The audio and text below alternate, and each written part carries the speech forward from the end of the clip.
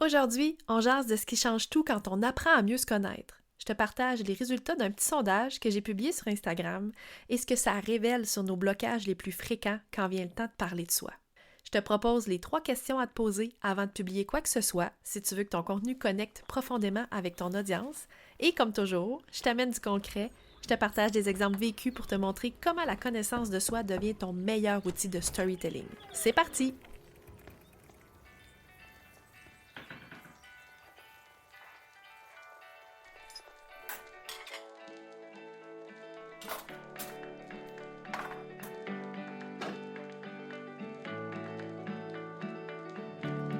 Bienvenue dans le podcast À ta couleur.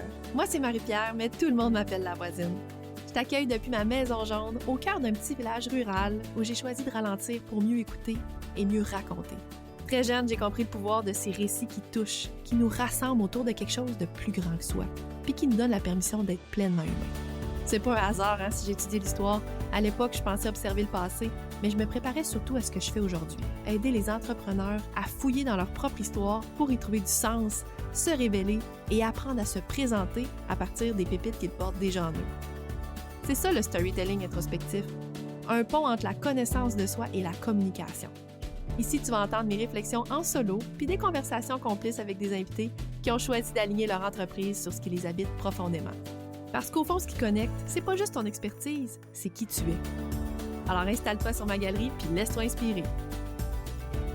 Salut à toi, bienvenue sur le podcast À ta couleur. Aujourd'hui, j'ai envie de prendre un moment avec toi pour parler d'un sujet fondamental. Un sujet qu'on effleure souvent dans le monde entrepreneurial, mais qu'on prend pas toujours le temps d'approfondir, et j'ai nommé la connaissance de soi. Pourquoi j'ai envie de te parler de ça aujourd'hui? Parce que avec tout ce que je fais, avec la voisine, que ce soit à travers mes accompagnements, mes petits produits comme le filon ou la fonderie, ou même mes accompagnements en one-on-one, je constate une chose, plus une personne se connaît profondément, plus elle est capable de porter un message aligné, incarné, qui attire naturellement les bonnes personnes. Fait qu'aujourd'hui, je veux qu'on jase de ça ensemble, en quoi la connaissance de soi est une des clés les plus puissantes pour connecter à son histoire, à son audience, à ses décisions, bref, à soi-même. Je vais t'amener dans les coulisses de mon approche en storytelling introspectif. Je vais t'expliquer pourquoi je crois que mieux se connaître, c'est loin d'être un luxe, que c'est en fait une boussole. Puis pour illustrer tout ça, je vais te partager des résultats d'un petit sondage maison que j'ai lancé sur mon compte Instagram pas plus tard que la semaine passée, puis aussi des pépites de réflexion pour t'aider à faire le point sur ce que toi, tu portes à l'intérieur. Ce que je remarque autour de moi, c'est qu'on est rendu collectivement à un moment de notre parcours entrepreneurial où on sait que la clé, c'est pas dans la tactique du moment, ou plutôt dans les tendances du moment. On sait que ce qui fait vraiment vibrer, ce qui crée la résonance, c'est pas un visuel bien pensé, bien léché, ou un hook ou une phrase bien écrite, c'est la cohérence entre ce qu'on dit et ce qu'on est. Puis pourtant, on se surprend encore à chercher la bonne formule plutôt que le bon ancrage. Tu sais, on tombe encore dans le piège du faire beau, puis parfois même du faire plus, comme si on savait ce qui compte vraiment, mais qu'on n'arrivait pas encore à l'habiter pleinement. Parce que, tu sais, entre savoir quelque chose puis l'incarner, il y a un monde. On peut lire tous les livres de développement personnel, suivre les meilleurs experts en branding ou consommer des contenus inspirants à la tonne. Si on ne prend pas le temps d'aller voir ce qui se passe à l'intérieur de nous, ben on reste en surface. Puis ce que je remarque souvent, c'est qu'on veut, nous, entrepreneurs, briller, je vais dire briller, là, de l'extérieur. Alors que parfois, on est encore flou à l'intérieur. Puis c'est pas un jugement que je porte là, c'est normal. On est dans un monde qui nous pousse à performer, à publier, à produire. Quand on prend une pause pour se regarder en dedans, là, c'est vu malheureusement encore trop comme un ralentissement. Alors que moi, je te le dis, c'est un raccourci. Alors là, la semaine passée, j'ai eu envie de vous sonder. J'ai eu envie de sonder les abonnés de mon compte Instagram. J'ai publié une série de sondages en story. Juste pour valider si ce que j'observe dans mes accompagnements, est-ce que je suis toute seule, moi, à observer ça, ou bien si on est plusieurs à le vivre aussi. Merci d'ailleurs à toutes les personnes qui ont pris le temps de répondre à ma série de questions. J'ai été impressionnée par vos réponses parce que vos réponses ont mis en lumière un malaise commun, mais aussi une grande lucidité. Quand je vous ai demandé, selon toi, le meilleur moyen de te démarquer, c'est, 3 petits points, vous avez été 40% à répondre se connaître profondément et 40% à dire avoir une image forte. Puis honnêtement, moi, je trouve ça fascinant comme résultat parce que ça illustre à quel point l'entrepreneuriat d'aujourd'hui, il navigue en deux dynamiques, la visibilité puis la vérité. On veut être vu, on veut être reconnu, on veut être mémorable. Mais on veut aussi que ce qu'on montre, ça soit cohérent, ça soit senti. Moi, je vois pas ça comme une contradiction, mais plutôt comme un équilibre. Parce qu'une image forte, c'est pas forcément assis, je vais dire ça comme ça, assis sur du vent. Hein? Souvent, une image forte, c'est le fruit d'un travail intérieur qui a été fait. Pour moi, une image forte, quand elle est ancrée dans la connaissance de soi, ça devient le prolongement naturel de ce qu'on porte à l'intérieur. Puis c'est là, selon moi, que réside la vraie puissance d'un message incarné, quand ton univers visuel, ton ton, ta façon de t'exprimer, ton choix de mots puis de couleurs, c'est pas juste des choix marketing, mais c'est des reflets réels de ton identité. Je pense que c'est ça que cette réponse-là révèle, un besoin de profondeur puis de structure, un besoin de sens puis de forme. Parce qu'on a compris que se connaître sans oser se montrer, c'est rester invisible. Mais se montrer sans se connaître, c'est s'exposer aussi, sans se sentir solide, sans sentir qu'on est sur une fondation. Si on prend l'exemple de la voisine, tu sais, j'ai une image forte avec mon univers jaune, ma galerie, mon côté chaleureux, mon côté complice. Mais tu sais, cette image-là, elle n'existerait pas, là, sans le travail de fond que sont mes fameuses pépites de connexion. Si tu m'écoutes depuis un moment déjà, si tu gravites dans mon univers, tu m'entends souvent parler des pépites. Mais le travail de fond ici de la voisine, c'est mes valeurs d'authenticité, de solidarité, d'esprit de communauté. Ces 3 grands piliers qui sont devenus vraiment les racines de toute mon identité visuelle puis narrative. Puis c'est pas une façade. Pour la voisine, c'est une prolongation vraiment de qui je suis réellement. Alors pour moi, le 40% dans le résultat de cette question-là, ben c'est une preuve qu'on est plusieurs à chercher cet alignement-là, hein, entre l'intérieur puis l'extérieur, entre qui on est puis comment on le montre. Puis c'est précisément là que la connaissance de soi devient un avantage stratégique. Je le sais là que entre le désir d'authenticité puis la permission de se montrer pour vrai, il y a souvent un espace inconfortable. Un espace où on peut douter, où on se demande parfois, est-ce que ce que je porte à l'intérieur de moi, ça suffit? Est-ce que ça va intéresser quelqu'un? Puis c'est tout à fait normal de se poser ces questions-là parce qu'on veut être vrai, on veut être aimé, on veut être compris, on veut être choisi. Mais selon moi, se montrer pour vrai, c'est toujours un acte de courage. Alors je comprends totalement. Puis c'est souvent là que les blocages s'installent. Parce que même si tu sais tout ça, ce qui te bloque le plus pour parler de toi, c'est encore, et là je te donne les résultats à la question, une des questions que j'ai posées dans ma série de sondages sur Instagram. J'ai demandé qu'est-ce qui te bloque le plus pour parler de toi. Et j'ai eu 2 réponses intéressantes, à 50% les deux. Donc, le regard des autres et la peur d'être inintéressant. Autrement dit, c'est pas un manque de matière, c'est un manque de confiance en la valeur de notre matière. Puis cette confiance-là, ben, elle pousse pas toute seule, là. Elle va se cultiver à force de revenir à soi, de se valider soi-même, de se reconnaître dans notre vécu. Même si ça semble banal à nos yeux, notre vécu, il peut toucher, il peut inspirer, il peut rassurer quelqu'un d'autre, il peut faire passer à l'action aussi, bien sûr. Puis c'est souvent dans les détails qu'on veut cacher que se trouvent nos plus grandes pépites de connexion. Pas dans les réussites parfaites, mais dans le vrai. Puis là, j'ai eu le goût de creuser encore plus loin. J'ai posé la question, est-ce que mieux vous connaître vous aide à mieux vendre? Puis là, la réponse, c'est 100% des répondants ont dit oui. Alors pourquoi, si on le sait, c'est encore si difficile de le mettre en pratique? Pourquoi apprendre à mieux se connaître, c'est si difficile? À mon avis, je pense pas là, que c'est un manque de volonté. Moi, je pense que c'est parce qu'on ne sait pas trop comment faire de la place à l'introspection dans nos quotidiens d'entrepreneurs qui sont déjà, on va se le dire, hyper chargés. Puis je vous ai demandé justement, l'introspection dans ta vie d'entrepreneur, c'est quoi pour toi? Là, il y a eu trois réponses, OK? À plus haut pourcentage, à 57%, les gens ont répondu que c'est un outil de prise de décision. Intéressant. À 29%, on m'a répondu que l'introspection, on l'oubliait, faute de temps. Et finalement, à 14%, on m'a dit qu'on voudrait apprendre à s'en servir. Bref, apprendre à se servir de l'introspection. Puis là, je t'entends déjà penser, ouais, mais Marie-Pierre, j'ai déjà de la misère à suivre mon calendrier de contenu. Tu veux que j'ajoute de la réflexion par-dessus ça?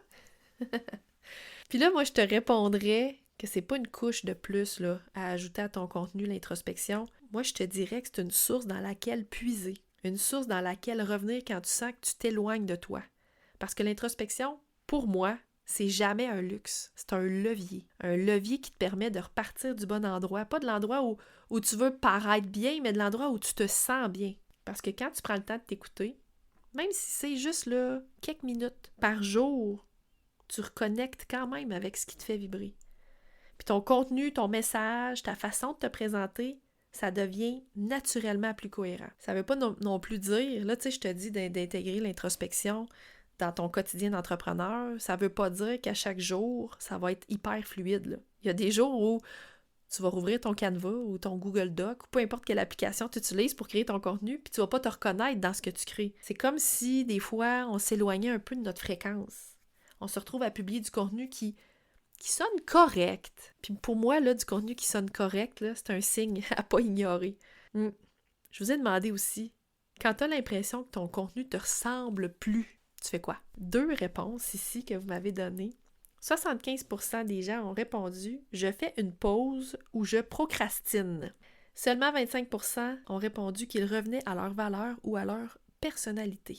Puis là, j'avais mis 2 autres choix de réponse, là. Je tente une nouvelle stratégie ou je consulte des modèles pour m'aider. Il n'y a pas personne qui a répondu ça.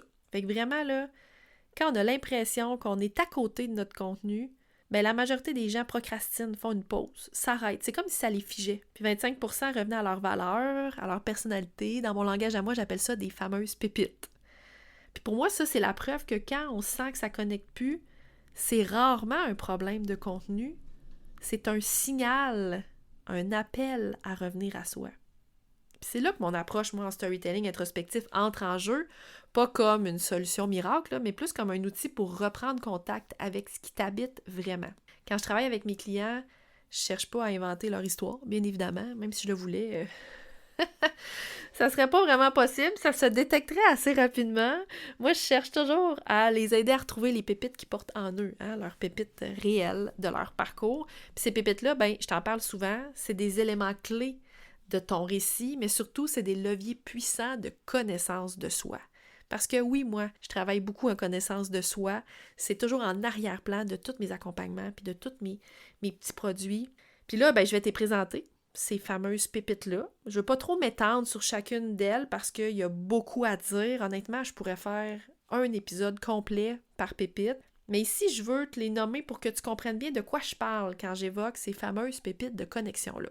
Alors, la première pépite, puis là, ils ne sont pas en ordre nécessairement, OK? Je te la nomme comme ça vient, là. Les premières pépites à identifier, ce sont les valeurs. Les valeurs, c'est ce qui te ramène à ce qui compte vraiment pour toi. C'est souvent notre point de repère qui va nous aider à prendre des décisions alignées aussi, entre autres. Deuxième pépite, le why, le fameux why. T'en as sûrement déjà entendu parler. Sinon, ben, en fait, le why, c'est pourquoi tu fais ce que tu fais, plutôt que juste voici ce que je fais. C'est ça la nuance est importante ici. Ça te reconnecte à ta motivation profonde, au moteur invisible qui donne du sens à ce que tu fais. Troisième pépite, le combat. Le combat, il montre ce que tu défends, ce que tu veux changer ou préserver dans le monde. Quatrième pépite, les opposants. Ça, c'est les obstacles, les bâtons qu'on te met dans les roues. Ça peut être des bâtons réels ou symboliques qui t'ont poussé à te dépasser ou parfois même à te repositionner. Cinquième pépite, les alliés.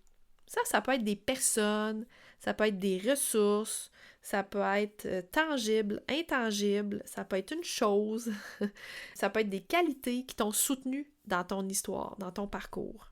Le bouleversement, sixième pépite, ça c'est l'événement, disons, charnière, qui a tout remis en question. dans ton histoire. On peut en avoir plusieurs bouleversements, mais souvent, il y a un bouleversement qui va ressortir du lot puis qui va amener à la prochaine pépite qui est l'épiphanie. Puis ça, cette épiphanie-là, c'est le moment de lucidité. C'est le moment où tu comprends vraiment quelque chose d'essentiel, comme une prise de conscience, là, le ah! Moi, je le nomme souvent comme ça, là, la grande prise de conscience. Vient ensuite, je dis ensuite, il n'y a pas d'autre, comme je te disais, là, mais une autre pépite importante à identifier, c'est les leçons de vie, hein, les leçons qui vont traduire ton évolution, ce que tu retiens, ce que tu transmets aussi. Il y a les croyances également, les croyances qui vont influencer tes choix, souvent inconsciemment, parfois consciemment. Puis quand tu en prends conscience, justement, ça te donne du pouvoir. Puis la dernière pépite, c'est la transformation. Donc, en montant en fond, ce que tu es devenu grâce à tout ça, à toutes ces pépites-là de ton histoire, puis surtout comment tu peux aider ta clientèle cible à se transformer à son tour. Ça donne de la perspective à ton récit, la transformation. Donc, ce sont toutes ces pépites-là qui gravitent dans mon univers, puis que j'utilise dans absolument tous mes accompagnements, puis dans mes petits produits aussi. C'est un outil de connaissance de soi, c'est un miroir. Dans mon langage, c'est une vraie mine d'or. Puis je le vois souvent chez mes clients que ça change beaucoup de choses quand ils mettent le doigt sur leur fameuse pépite. Il y a une cliente qui m'a dit, après avoir fait mon petit produit, la fonderie, et là je te la cite, « J'ai gagné en clarté, c'est une évidence. J'ai fait un petit pas en avant aussi côté confiance. » Puis il y a une autre cliente qui m'a confié, après que je lui ai révélé ses pépites de connexion, dans mon service qui s'appelle la carte au trésor. D'ailleurs, si jamais tu ne connais pas toujours ce service-là que j'offre en one-on-one, je mets le lien dans les notes de l'épisode si tu veux aller voir. Donc, c'est un service où est-ce que je te présente dans un appel de 2 heures toutes tes pépites de connexion, les 10 pépites de connexion, puis on en jase ensemble. Ça te permet vraiment d'apprendre davantage à te connaître, puis à savoir sur quelle pépite, finalement, communiquer ton histoire dans ton contenu. Donc, elle, ce qu'elle disait, après que je lui ai présenté justement ces fameuses pépites, elle a dit « J'ai l'impression de m'exprimer maintenant à partir d'un lieu plus habité, plus enraciné en moi, je sens plus d'espace, plus de confiance. » Donc, c'est puissant. C'est puissant parce que ça veut dire qu'elle raconte pas juste son histoire, elle l'incarne. Puis c'est là que la connexion se passe plus profondément quand on incarne notre histoire, quand on incarne notre message, quand on incarne ces fameuses pépites-là. Puis quand tu explores tes pépites, ça devient des fondations solides sur lesquelles bâtir ton message, ton branding, ta posture, puis même tes décisions d'affaires.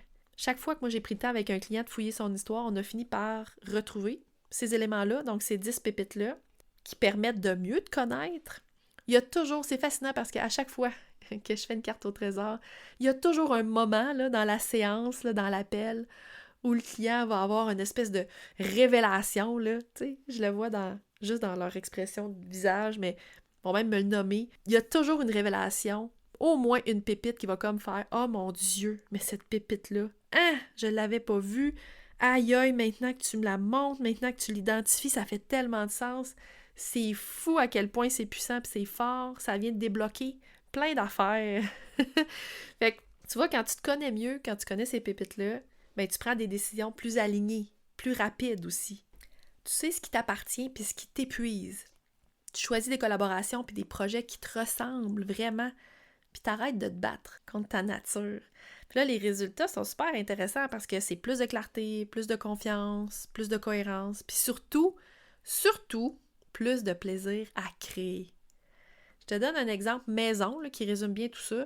Mes valeurs à moi, pour la voisine, là, depuis le jour 1, là je t'en nomme 3, j'en ai plus que 3, mais je te nomme les 3 piliers de valeurs, si on veut, de la voisine, que sont l'authenticité, la solidarité puis l'esprit de communauté. C'est ces valeurs-là qui ont fait naître. En fait, le nom La Voisine, là, c'est entre autres grâce à ces valeurs-là. C'est pas un branding qui est tombé du ciel, là. C'est vraiment une incarnation de ce que je porte en moi. La fille de campagne, accessible, qui jase sur sa galerie, qui connaît ses voisins, les habitants de son village, qui croit que les liens sincères sont à la base de tout. Chaque fois que je parle à partir de ces valeurs-là, de ces pépites-là, entre autres, puis de d'autres aussi, bien sûr, il y a quelque chose de vraiment puissant, de vraiment profond qui se produit. On me lit pas, on me ressent. Là, je dis on me lit pas, mais ça pourrait être on fait pas juste m'entendre, là, on me ressent, bon, dépendamment du format qu'on utilise, que ce soit le podcast, que ce soit à l'écrit, bref. C'est pas rare qu'on m'écrit après avoir consommé mon contenu ou après avoir fait mes petits produits en façon autonome, là, on vient me voir après, puis on me dit « J'avais l'impression d'être sur ta galerie avec toi. » Ça, c'est une cliente qui a fait la fonderie, justement, qui m'a écrit ça. « J'avais l'impression d'être sur ta galerie avec toi. » Et ça, c'est incarner son histoire, puis pas à peu près... C'est pas chercher à convaincre, mais c'est laisser vivre ce qu'on est.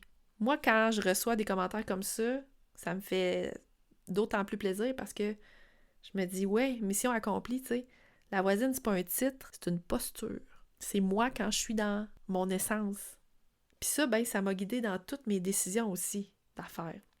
On reconnaît plus facilement quel projet accepter, quelle collaboration nourrir. Quand tu connais tes pépites, t'arrêtes de faire des choix pour plaire, t'es fait pour honorer ce que tu portes. Fait que là, bon, ok, je te parle de pépites depuis tantôt, de l'importance d'apprendre à se connaître, qu'est-ce que ça change concrètement quand on se connaît bien, quand on a identifié nos fameuses pépites de connexion, qu'on les utilise dans notre contenu. Mais comment on s'y prend concrètement? Si toi, là, qui m'écoutes, tu te dis « Ouais, mais moi, je les connais pas encore, mes fameuses pépites. J'ai à apprendre encore à me connaître. » On a toujours à apprendre à se connaître, hein? La vie est faite pour ça. On n'arrêtera jamais d'apprendre à se connaître à travers ce qu'on va vivre. Mais je te propose un petit rituel simple là, que je fais moi-même régulièrement. C'est pas compliqué, c'est rien d'énergivore, là, vraiment. Juste 3 questions à te poser avant de créer ton contenu. Donc, la première, c'est « Qu'est-ce que je veux que la personne ressente après m'avoir lu? » Moi, c'est toujours le point de départ de tout le contenu que je crée. Je te le dis. C'est toujours la question que je me pose. C'est quoi je veux que la personne qui lit ou qui m'écoute ressent, hein? En consommant, si on veut, mon contenu. C'est peut-être de la confiance, du soulagement, une envie d'agir. Ça peut être un petit sourire en coin. Mais c'est rarement juste à être informé. On s'entend? Deuxième question. Quelle pépite je choisis comme point d'appui aujourd'hui?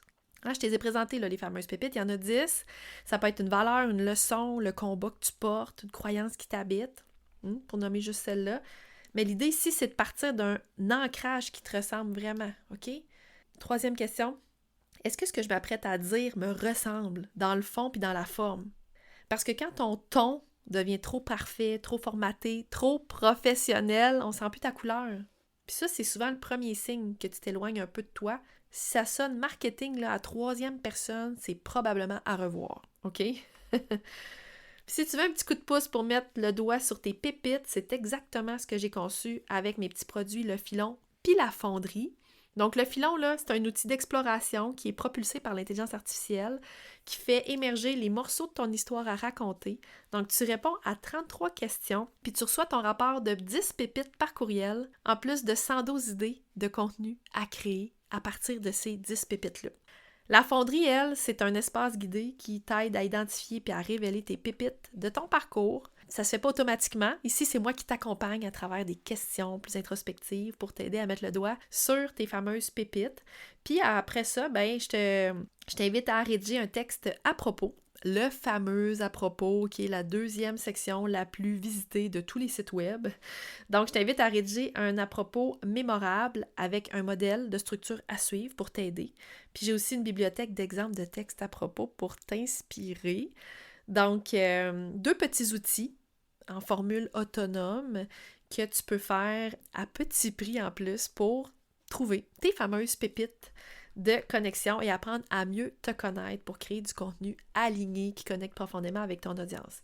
Puis, ben, j'ai aussi des accompagnements là, en one-on-one avec moi, dont la carte au trésor que je t'ai déjà parlé.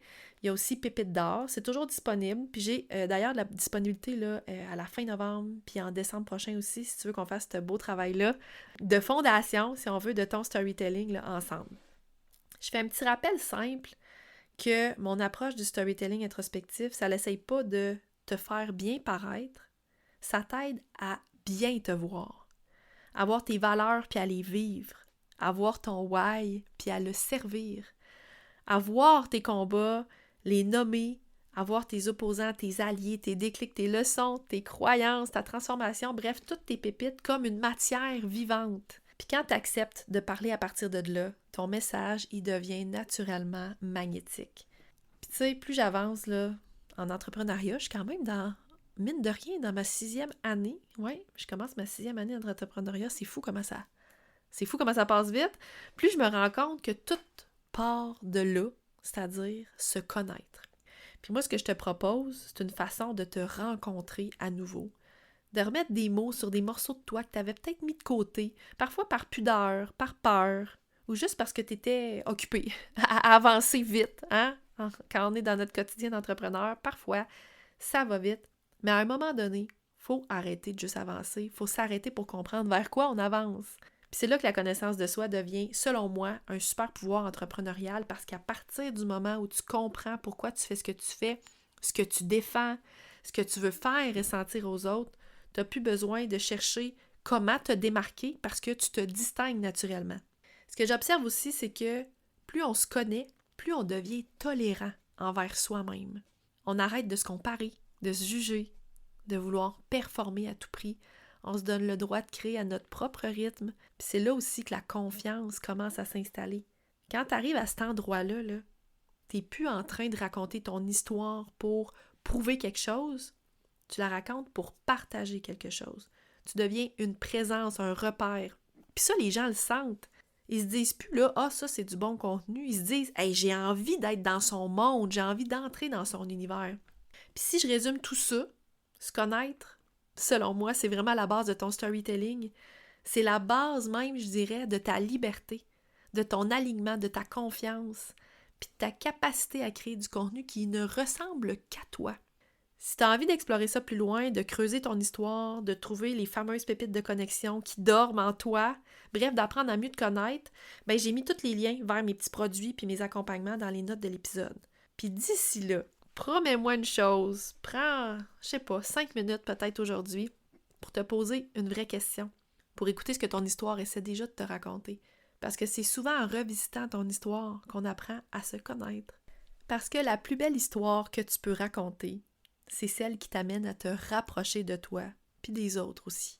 C'est ce que j'avais à te dire aujourd'hui.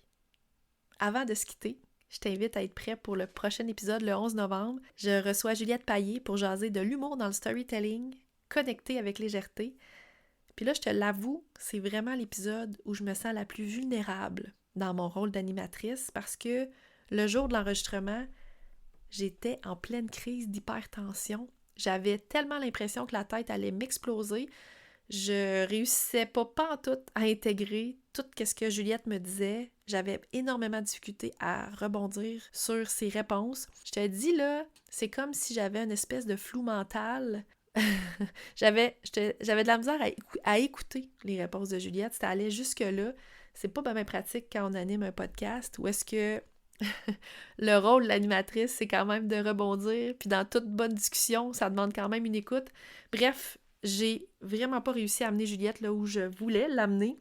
Ma performance à moi, là, selon mes critères, c'est la moins solide de la saison. La sienne, par contre, là, je veux le dire, c'est important pour moi de le nommer, là, la performance, si on veut, de Juliette était impeccable, là. Juliette est drôle, est pertinente, est vraiment généreuse. Puis j'ai quand même choisi de publier l'épisode tel quel parce que je pense que faire de la place à la vulnérabilité, ça fait partie de l'éthique de mon podcast.